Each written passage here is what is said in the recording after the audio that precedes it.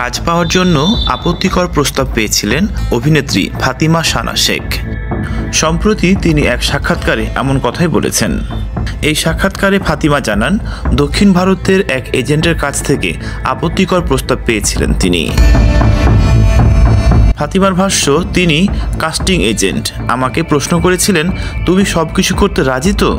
আমি বলেছিলাম আমি পরিশ্রম করব এবং চরিত্রের জন্য যা প্রয়োজন সেটা করব, কিন্তু তিনি সেই ইঙ্গিতপূর্ণ কথাটা বলতে থাকেন আর আমি না বোঝার ভান করে উত্তর দিতে থাকি। দেখতে চাইছিলাম কত নিচে নামতে পারেন তিনি। এমনই আর এক অভিজ্ঞতা তার হয়েছিল হায়দ্রাবাদে। সেখানে এক প্রযোজক নাকি কাস্টিং কাউচ নিয়ে খোলামেলা কথা বলেন। ফাতিমা বলেছেন, আমরা একটা ঘরের মধ্যে ছিলাম, প্রযোজকেরা জানিয়েছিলেন লোকজনের সঙ্গে দেখা করতে হবে ইত্যাদি। বুঝতেই পারছিলাম কি বলতে চাইছেন তারা, তবে সরাসরি কিছু বলছিলেন না। 2015 সালে ফাতিমা একটি তেলেগু ছবিতে অভিনয় করেছিলেন, কিন্তু এরপর থেকে তার আর কোনো দক্ষিণী ছবিতে দেখা যায়নি।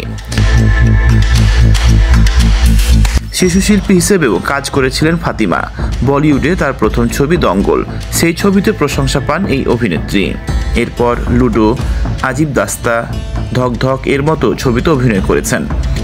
চলতি বছর ফাতিমা অভিনীত মেট্রো ইন দিনো, আপ জয়সা কোই সিনেমাগুলো মুক্তি পেতে পারে।